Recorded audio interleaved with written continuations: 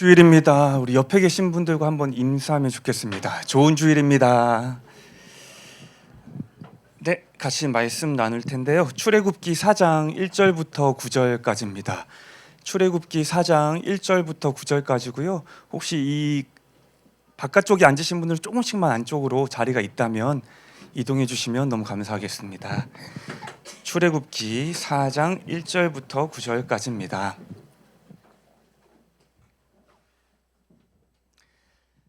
찾으셨으면 저와 한 절씩 교독하고 마지막 9절은 저희가 한 목소리로 같이 읽어보겠습니다. 제가 먼저 1절을 보겠습니다. 모세가 대답하여 이르되 그러나 그들이 나를 믿지 아니하며 내 말을 듣지 아니하고 이르기를 여호와께서 내게 나타나지 아니하셨다 하리이다.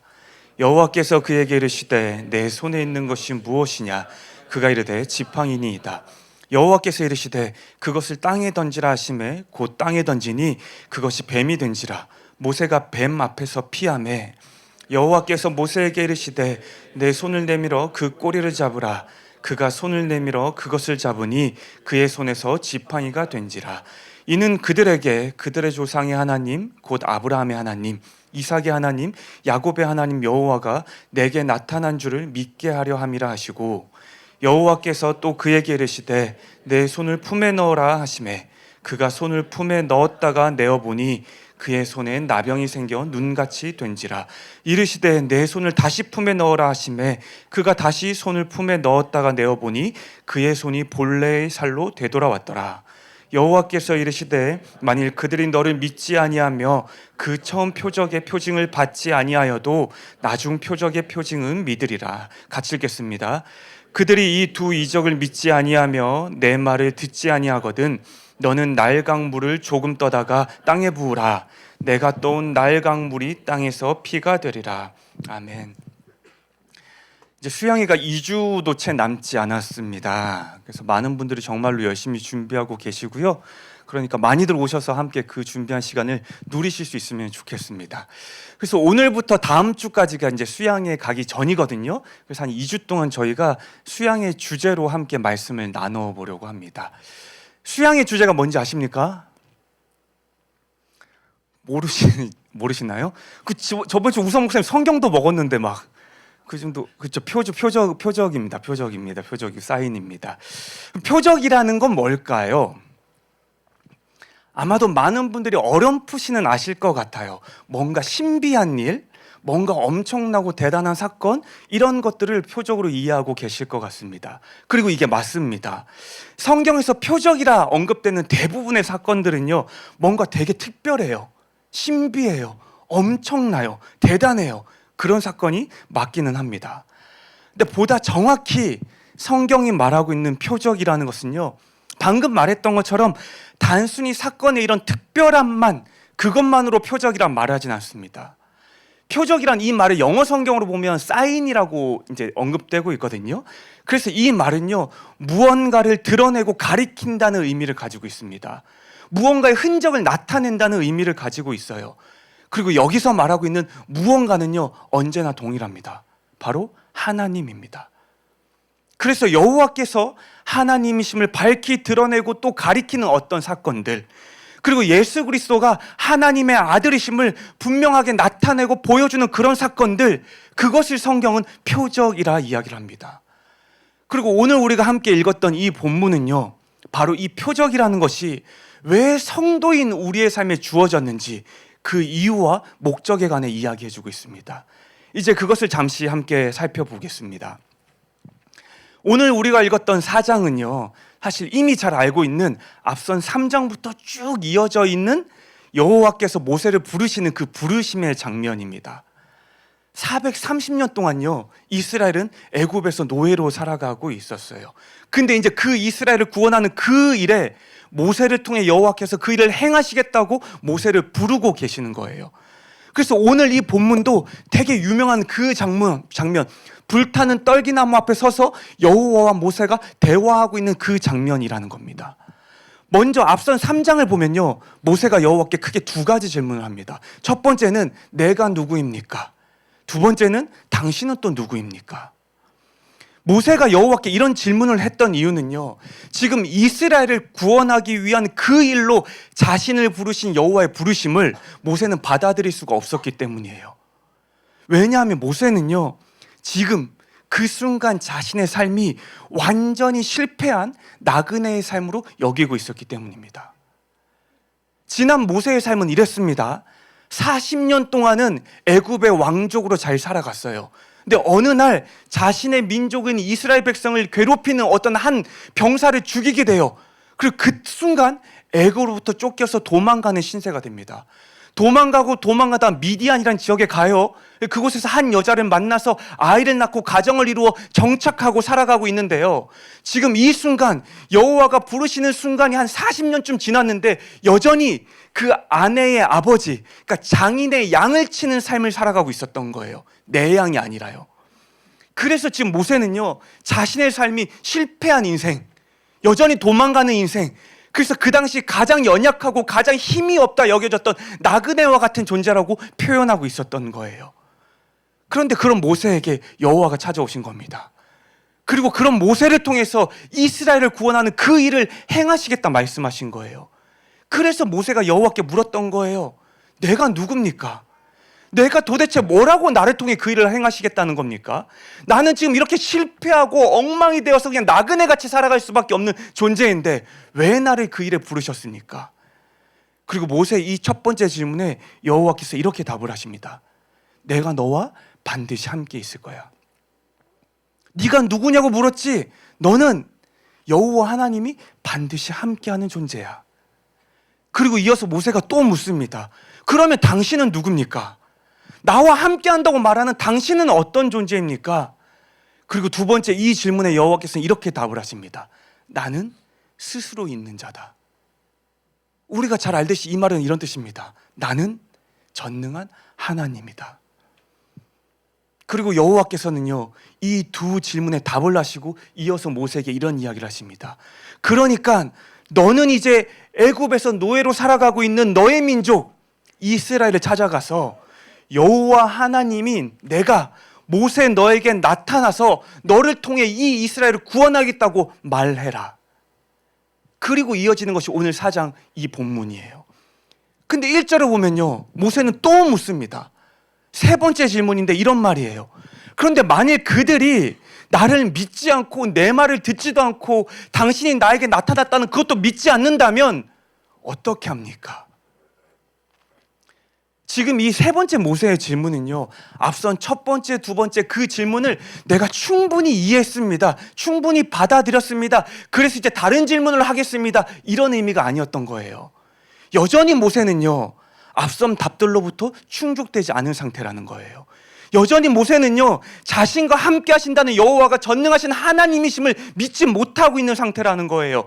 그래서 모세는요, 나를 통해 이스라엘을 구원하시겠다는 여호와의 부르심을요, 여전히 받아들이지 못하고 있는 때라는 거예요. 그래서 모세는 여호와께 물었고요, 여호와는 그런 모세에게 이제 이 두 가지 표적을 보여주십니다. 먼저 첫 번째는요, 모세가 손에 들고 있던 지팡이를 통해 나타내시는 거예요. 아마 지금 모세가 들고 있던 이 지팡이는요, 모세가 평소에 양을 칠 때 사용하던 그 평범한 지팡이였을 겁니다. 그리고 여호와는 그 지팡이를 땅에 던지라고 명을 하세요. 그리고 모세가 그걸 던지니까 지팡이가 그 즉시 뱀으로 변했대요.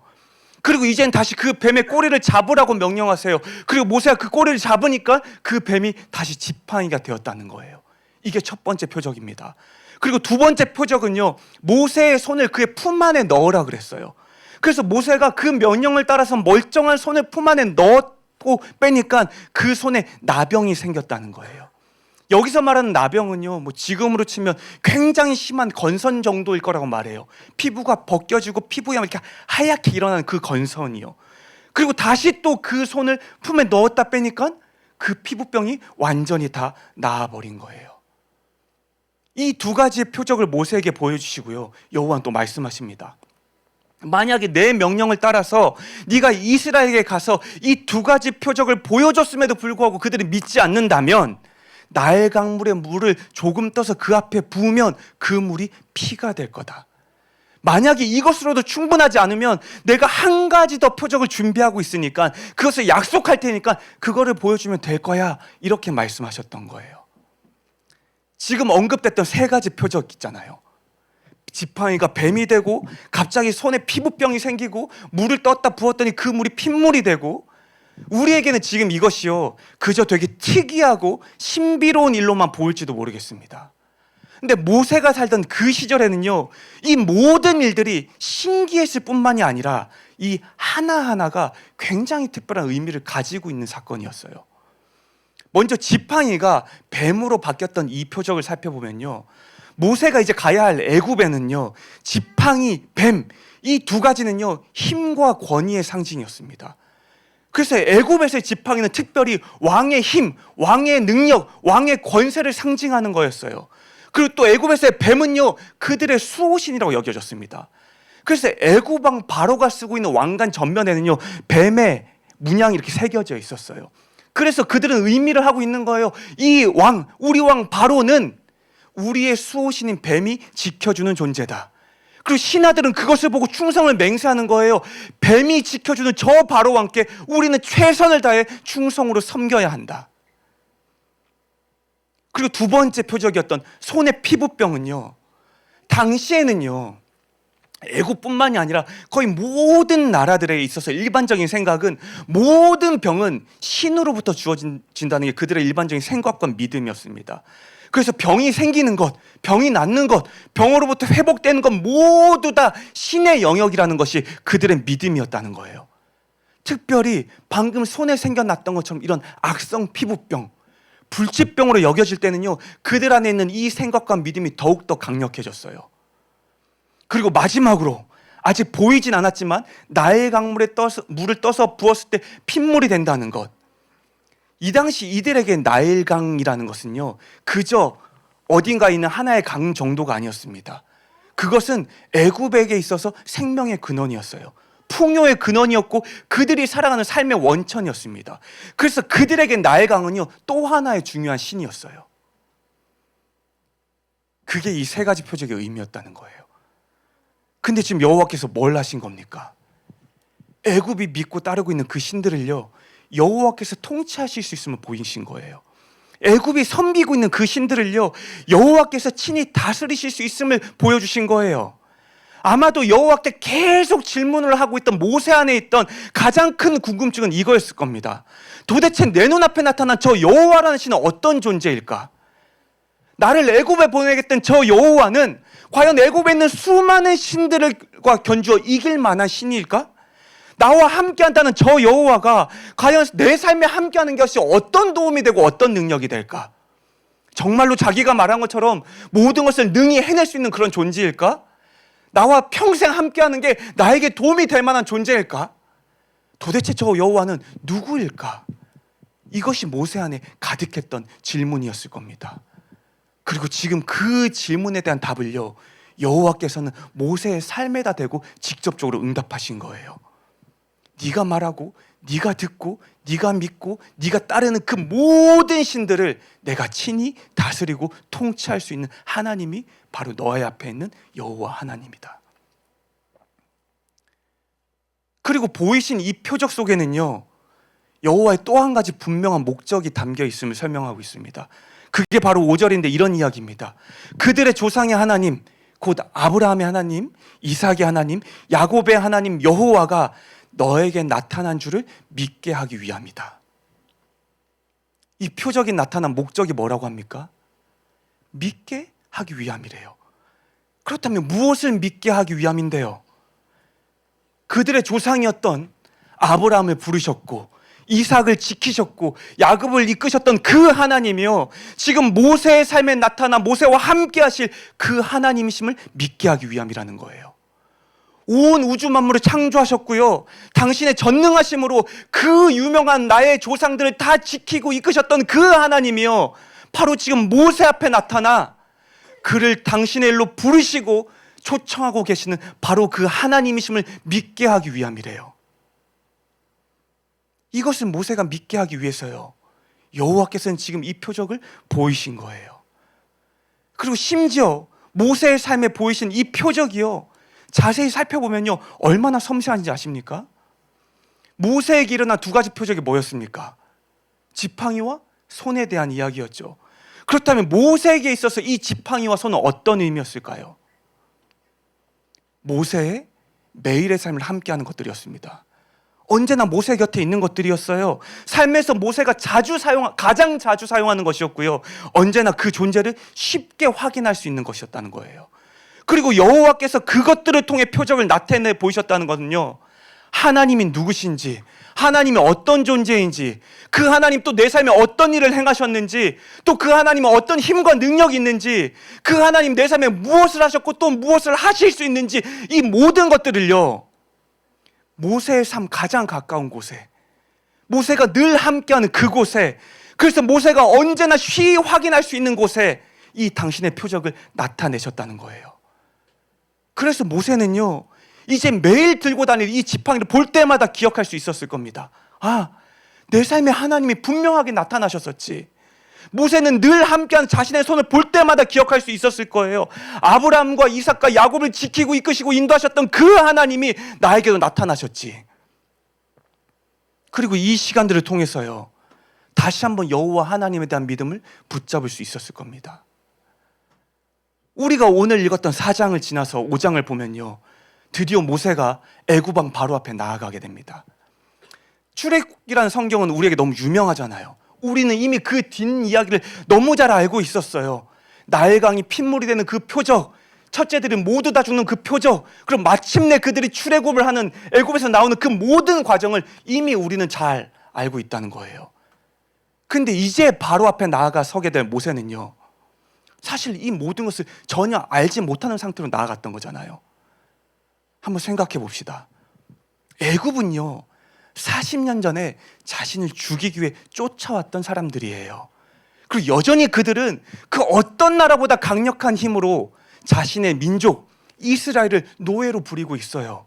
그리고 그 나라를 이끌고 있던 바로라는 그 왕은요, 말 한마디로 눈앞에 서 있는 모세를 충분히 죽이고도 남을 만한 힘과 권세를 가지고 있는 존재예요. 그 앞에 나아가야 할 모세의 마음은 어땠을까요?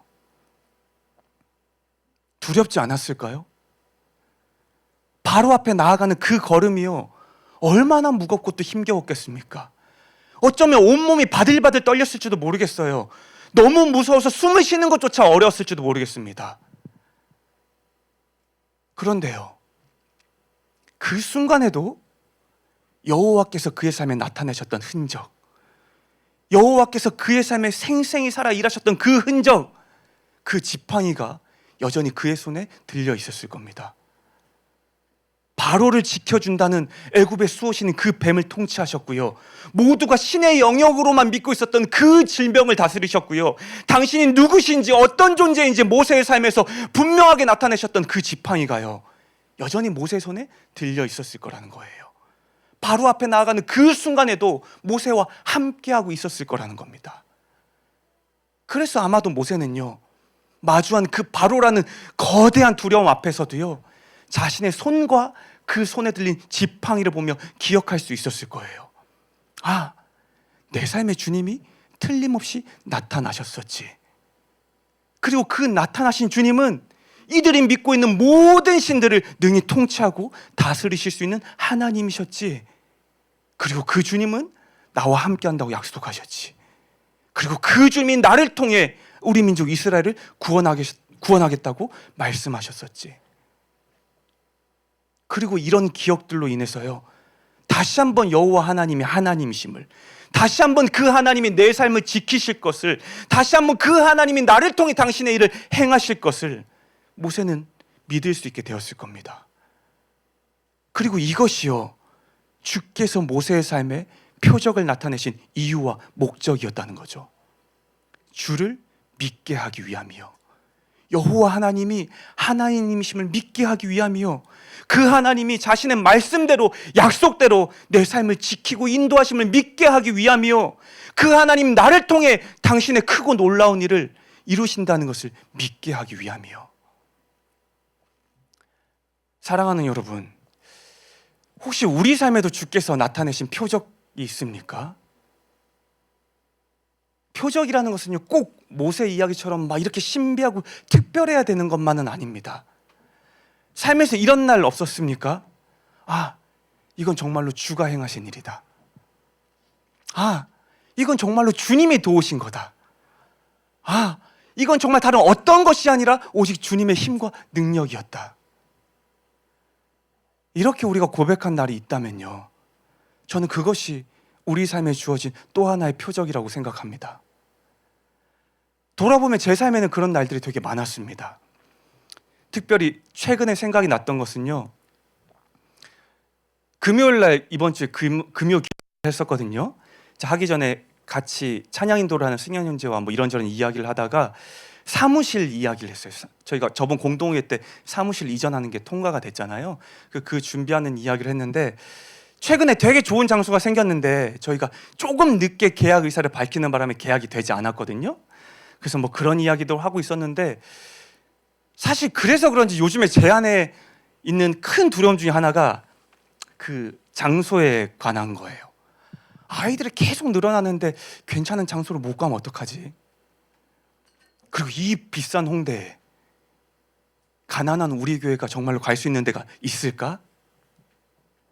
그리고 또 큰 돈을 우리가 썼는데 나중에 뭐 또 다른 어떤 계획이나 뭔가 생겨서 그것을 또 이렇게 허비하게 되면 어떡하지? 아무튼 뭐 되게 많은 걱정과 두려움이 제 안에 가득한 때였습니다. 근데 그렇게 기도회로 마치고 집에 가는데요, 갑자기 생각이 난 거예요. 이 씨앗교회가 지금까지 이 교회라는 공간을 어떻게 얻고 어떻게 우리가 이걸 사용하고 있었는지요. 처음에 저희는 여기서 예배드리지 않았어요. 저쪽에 있는 스테이 라운지라는 곳에 예배드렸습니다. 그때도 승현 형제가 네이버에서 블로그를 넘어서 그 공간을 알게 됐어요. 그리고 그 공간을 같이 답사를 갔는데 그 공간을 운영하는 분이 목사님이셨어요. 근데 그 공간은 보통은 술집 펍으로도 운영되고 있는 공간이었어요. 근데 그 목사님 뭐라고 그러셨냐면, 저도 기도하고 있었어요. 주일날 오전에 교회가 와서 예배드리기를요.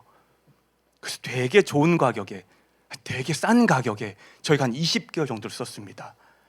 근데 이제 그곳이 좁아져서요, 새로운 곳을 찾아야 됐는데요, 그때 제가 이제 막 홍대 공연장을 또 네이버에서 검색을 하다가 이 배짱용 사장님께 전화를 드리게 됐어요.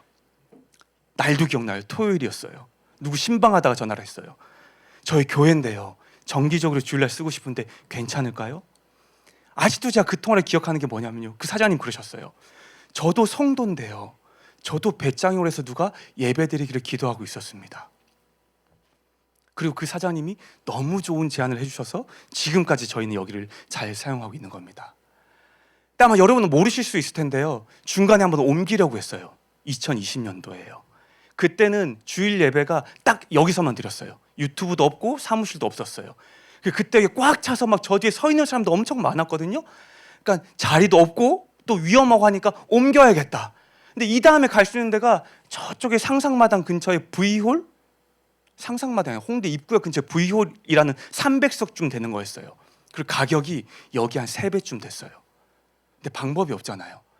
거기를 가서 이제 말을 한 거죠. 교회인데 함께 예배하면 어떻겠냐. 대신 우리가 1년치 연세를 한꺼번에 내겠다. 근데 그분들도 낯설었던 거예요. 교회와 함께 그걸 운영한다는 게. 그러니까 어떻게 제안하셨냐면, 그러면 한 달만 같이 해봅시다. 한 달 같이 해보고 서로가 괜찮으면 계속하고 아니면 한 달 하고 다시 결정을 합시다. 그리고 한 달을 했어요. 그쪽에서 먼저 말씀하셨어요. 교회랑 함께하기 어렵겠다. 근데 2020년 어떤 일이 있었습니까? 코로나였죠. 그때가 2월이고 3월이었습니다. 만약에 제 생각인데 연세를 냈잖아요, 저희 교회는 그 세월을 못 버텨냈을 거예요. 지금보다 3배였어요. 그래서 저에게 있어 지금 이 배짱이 홀은요, 제가 서 있고 여러분이 앉아 있는 이 배짱이 홀은요, 저는 언제나 고백했어요. 하나님이 저희 가운데 주셨습니다. 주님이 우리를 지키셨습니다. 주님이 우리를 인도하셨습니다. 주님이 우리 가운데 일하셨습니다. 이렇게 제가 분명하게 고백할 수 있는 제 삶과 이 교회에 주어진 하나의 표적이라고 저는 믿습니다. 그리고 그날 집에 돌아가는 그 밤에요, 이 기억이 제 삶에 가득한 두려움들을 다시금 잠잠케 해줬어요. 또 주가 그렇게 일하시겠지. 또 그렇게 주가 우리를 지키시겠지. 또 그렇게 주가 우리를 인도하시겠지. 혹시 여러분의 삶에도 있습니까? 이런 표적이요? 이렇게 삶에서 하나님의 일하심을 틀림없이 고백했던 어떤 날이요? 이렇게 하나님이 내 삶에 일하셨음을 너무나도 분명하고 선명하게 누렸다 말할 수 있는 어떤 사건이요? 만약에 그런 날들, 그런 사건들이 삶에 있었다면요, 오늘 우리는 그것을 어떻게 기억하며 살아가고 있습니까? 작년에 있었던 일인데요, 저희 둘째가 6살일 때예요. 많이 혼나요, 저한테. 그날도 혼났어요. 그래서 뭔가 또 이제 서운해서 혼자 방에 들어와서 울고 있었거든요, 제가. 보통 달래주는데 제가 안 달랬어요. 전 제 방에 와서 책상에서 할 거를 하고 있었는데 한참 후에 그 친구가 조용히 제 뒤에 오더니 뭘 하나 툭 던지고 가요. 그게 뭐지? 하고 딱 해서 주워봤더니만 둘이서 찍은 인생 내 거 사진이에요. 너무 궁금하잖아. 갑자기 애가 울다가 와서 조용히 그걸 던지고 가는 거예요. 그래서 제가 그걸 주워서 저 방에가 또 울고 있는 애한테 물어봤어요. 하은아, 이거 아빠한테 왜 던졌어? 근데 그 친구가 저한테 뭐라고 말하냐면요, 이때는 아빠가 나를 이렇게 사랑했는데 왜 지금은 그것을 기억하지 못하고 나를 이렇게 속상하게 하냐요. 이때는 우리 사이가 이렇게 좋았는데 왜 지금은 그것을 기억하지 못하고 나를 이렇게 힘들게 하냐요. 그러니까 그 친구의 말은 요지는 뭐냐면요, 이 사진을 보고 다시 기억하라는 거예요. 당신이 나를 얼마나 사랑하고 우리 관계가 얼마나 좋았는지 다시 기억하라는 거예요. 냉장고에 붙어있는 건 매일 보는 그것을 그냥 지나가지 말고 보고 기억하라는 거예요. 네가 나를 얼마나 사랑했는지. 무슨 말을 하고 싶은 거냐면요, 아무리 우리 삶에 가까이에 있고 내 삶에 밀접하게 연결되어 있는 걸 할지라도요, 우리가 의도해서 그것을 기억해내지 않는다면요, 그것이 주는 의미를 우리는 금세 잊어버릴 수 있다는 거예요. 그리고 이 표적도 마찬가지라는 거죠. C.S. 루이스라는 신학자는 막 이런 말을 했습니다. 성도로 우리는 우리가 믿는 것을 지속적으로 기억할 필요가 있습니다.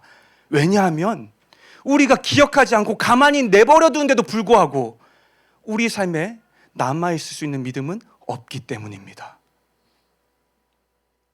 하나님과 우리와의 관계, 그 관계는요, 분명한 믿음의 관계입니다. 그리고 그 믿음이라는 것은요, 때로는 표적과 같은 흔적을 주가 우리 삶에 남기실 때 너무나도 선명하고 분명해지기도 해요. 아, 하나님은 진짜 살아계시는구나.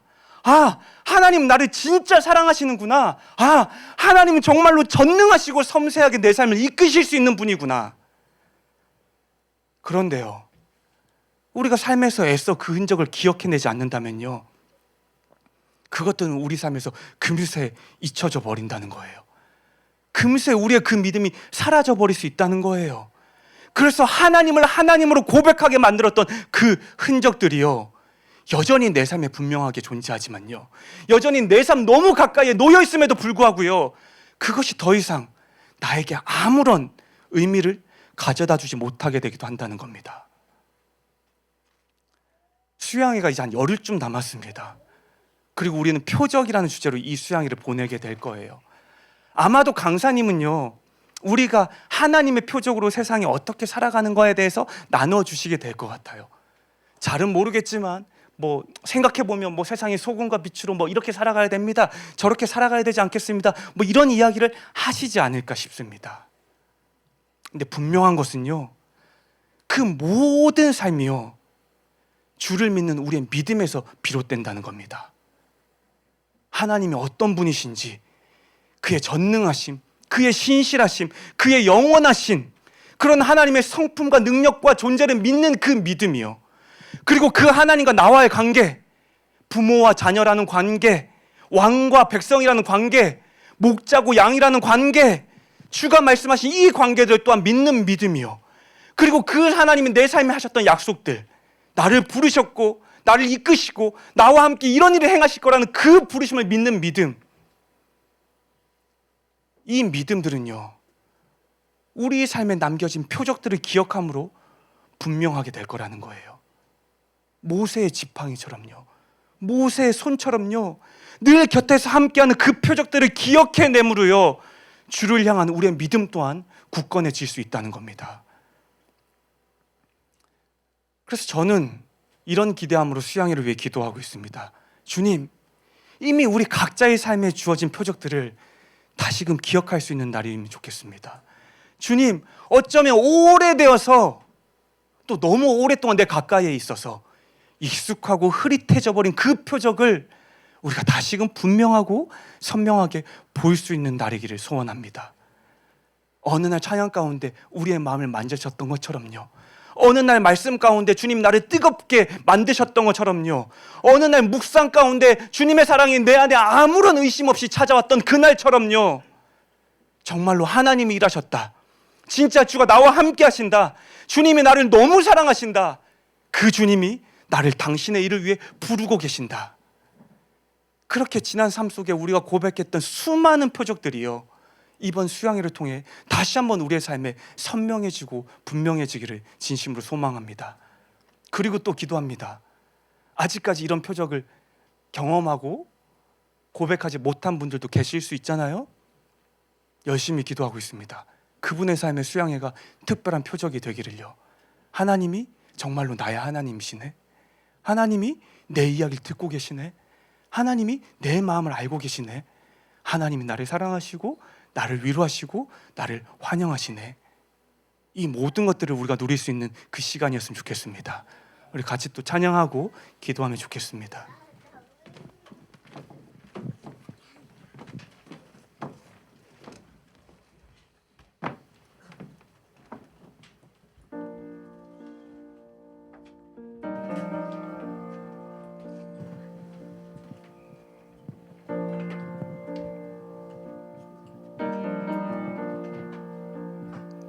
사랑해요,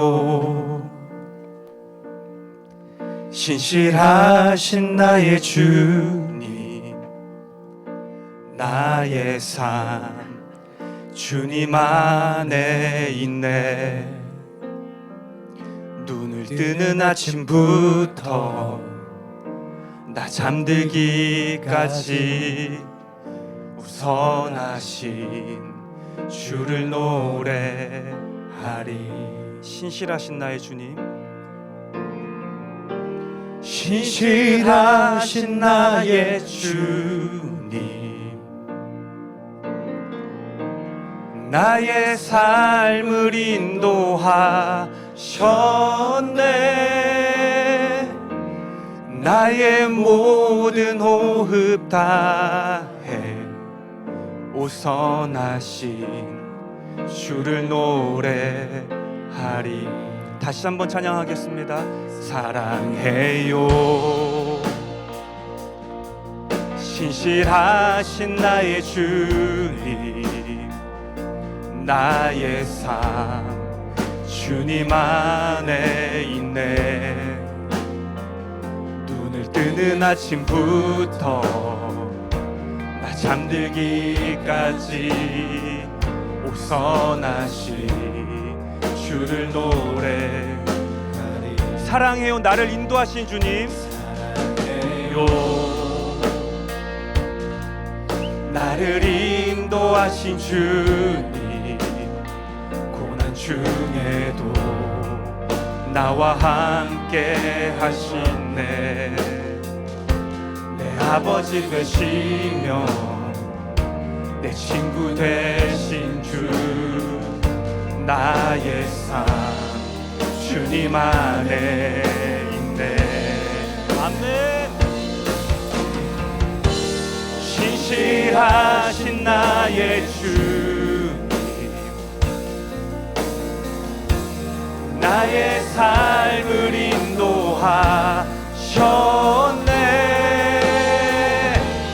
나의 모든 호흡 다해 오선하신 주를 노래하리. 신실하신 나의 주님, 신실하신 나의 주님, 나의 삶을 인도하셨네. 나의 모든 호흡 다해 오선하신 주를 노래하리. 주님의 선하심이, 주님의 선하심 날 인도하시네. 주님의 선하심 날 지켜주시네. 쉽게 엎드려 나의 모든 삶 주님께 드리네. 주님의 선하심 날 인도하시네. 주님의 선하심 날 인도하시네. 주님의 선하심 날 지켜주시네. 주께 엎드려 나의 모든 삶 주님께 드리네. 주님의 선하심 날 인도하시네.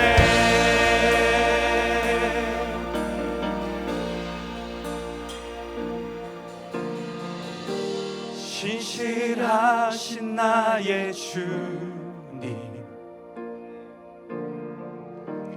나의 삶을 인도하셨네.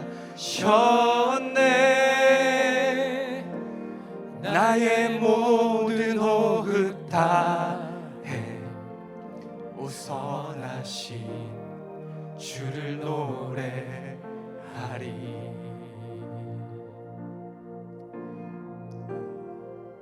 사랑하는 여러분, 잠시만 우리의 지난 삶을 한번 돌아봤으면 좋겠습니다. 우리 삶에도 주가 보이신 표적이 있지 않습니까? 정말로 하나님이셨던 날이요. 정말로 하나님이 누군가의 하나님이 아니라 나의 하나님이셨던 그 날이요. 내가 뜨겁게 그 하나님을 고백했고, 내가 뜨겁게 그 하나님을 믿음으로 외쳤고, 내가 그 하나님의 일하심과 힘과 능력과 신실하심을 삶에서 마음껏 누렸다고 내가 말했던 그 날이요. 여러분의 삶에는 그날이 어떤 날이었습니까? 여러분은 그날 하나님을 어떤 하나님으로 또 고백하셨습니까?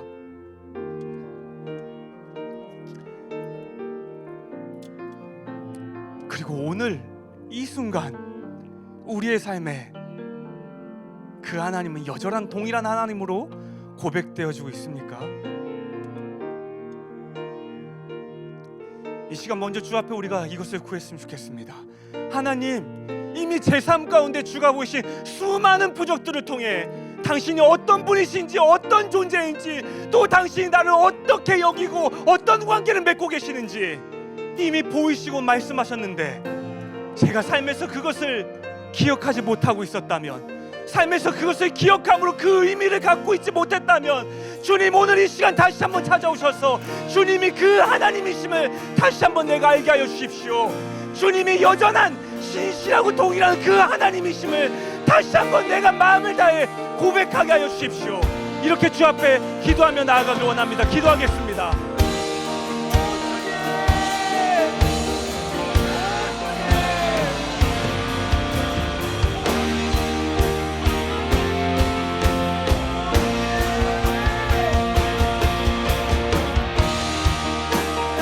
완전하신 분이셨던 주님, 내 삶에 성취하게 나를 이끄셨던 주님, 정말로 하나님이셨던 주님, 나의 아버지였던 주님, 나의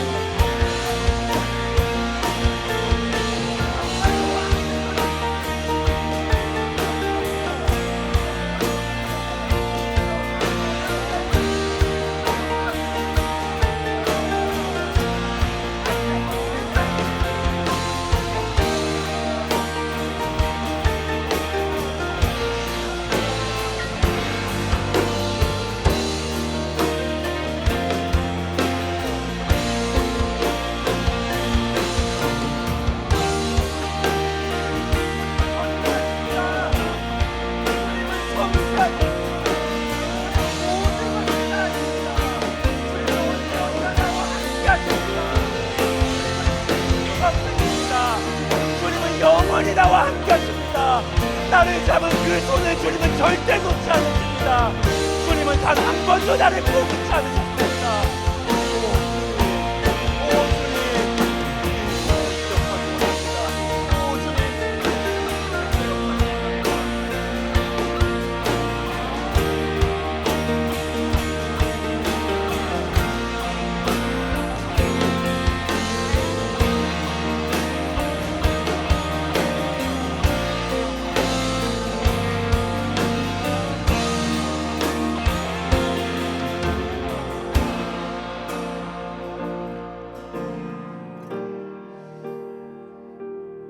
그래서 여러분, 혹 요즘 우리가 각자의 삶에 우리 삶을 가득 채우고 있는 어떤 두려움이 있습니까? 무언가가 나를 쫓아오고 있는 두려움일 수도 있고요, 아니면 내가 무언가를 간절히 쫓고 있어서 생기는 두려움일지도 모르겠습니다. 여러분 삶에 있는 두려움은 무엇입니까?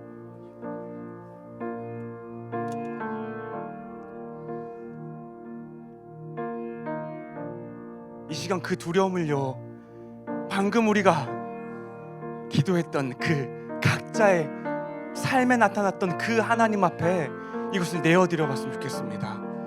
만약에 내가 경험한 하나님이 전능하신 하나님이라면요, 우리는 그 무엇을 두려워할 필요가 있겠습니까? 내가 고백한 그 하나님이 신실하신 하나님이라면요, 오늘도 나와 함께하고 계실 텐데, 지금 이 순간도 내 곁에 계실 텐데 우리가 그것을 두려워할 필요가 뭐가 있습니까? 내가 고백한 하나님이 실패가 없는 하나님이시라면요, 그 하나님이 여전히 내 삶을 이끌고 계시는데 우리가 지금의 이 삶의 순간을 두려워할 이유가 뭐가 있겠습니까?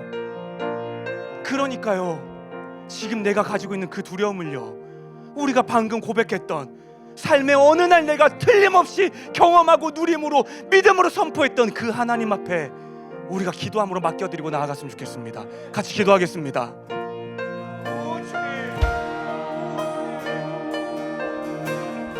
주님, 처음에 묵상할 때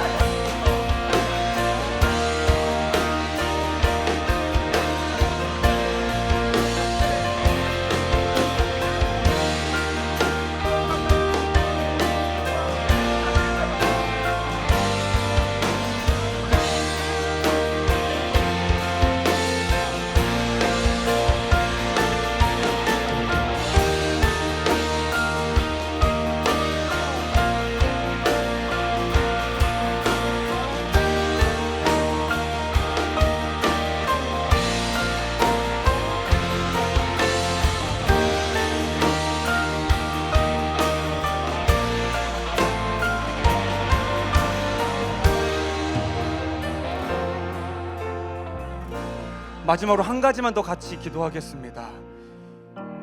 이제 한 열흘 조금 더 남았습니다. 다다음 주 금, 토, 일 저희가 함께할 2박 3일의 수양회를 위해 기도했으면 좋겠는데요, 이 한 가지만 기도했으면 좋겠습니다. 하나님, 그곳이 하나님으로 가득하길 원합니다. 다른 어떤 것이 아니라 각 사람과 우리와 이 교회에 함께 나타나는 그 하나님, 선명하고 분명한 그 하나님만으로 가득한 2박 3일 되게 하여 주십시오. 이렇게 우리가 주 앞에 다시 한번 기도했으면 좋겠습니다. 기도하겠습니다.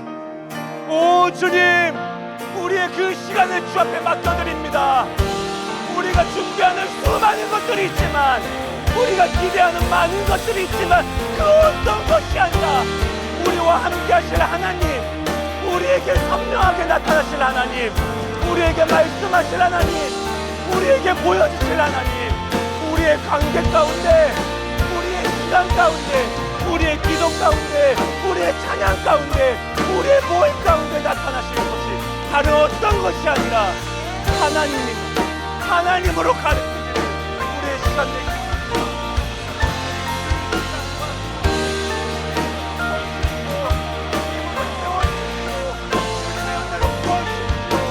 그래서 살아계신 하나님을, 내 삶에 드러난 하나님을, 나의 하나님을 우리가 마음껏 안고 외쳐 부르는 날 되게 하여 주십시오.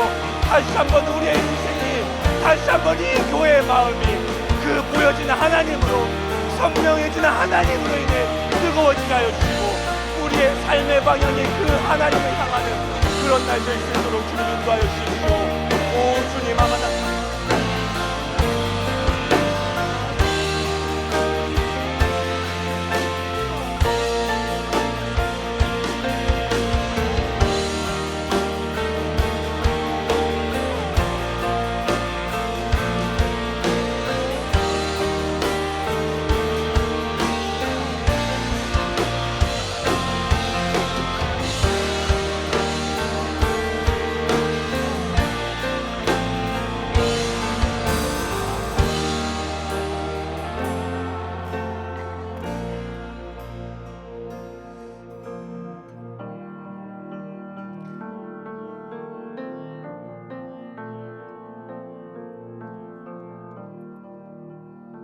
하나님, 우리 삶에는 잊혀지고 흐릿해져 버린 너무 많은 표적들이 있습니다. 그래서 하루를 살아가는 내 삶에 어떤 의미가 되지도 않고요, 그것이 내 삶의 수많은 두려움들을 이겨낼 힘조차 되지 않는 그런 흐릿해지고 잊혀져 버린 표적들이 수도 없이 많이 있습니다.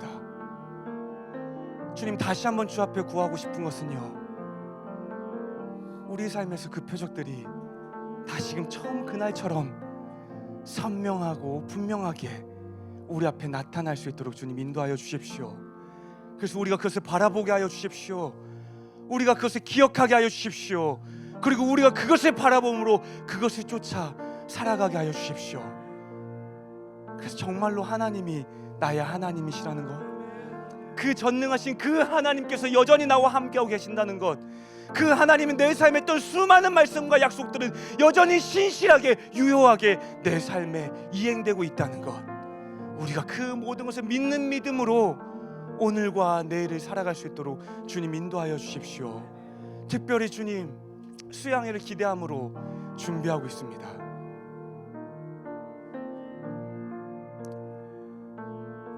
아직까지 하나님을 잘 모르는 누군가가 있다면요, 하나님을 알고 싶은데 아직까지 그런 삶에 분명한 날이 없었다면요, 특별히 주님 그들의 삶에 찾아가 주셔서 내가 너의 하나님이다, 내가 너를 너무 사랑한다, 내가 너와 영원히 함께할 것이고 너를 지키고 인도할 것이다, 이렇게 제가 누렸던 것처럼요, 이렇게 이 교회가 누렸던 것처럼요, 그분들의 삶에도 그런 시간이 될 수 있도록 주님 준비하여 주시고 인도하여 주십시오. 감사드립니다. 주님, 이 모든 말씀 살아계신 예수님 이름으로 기도드렸습니다.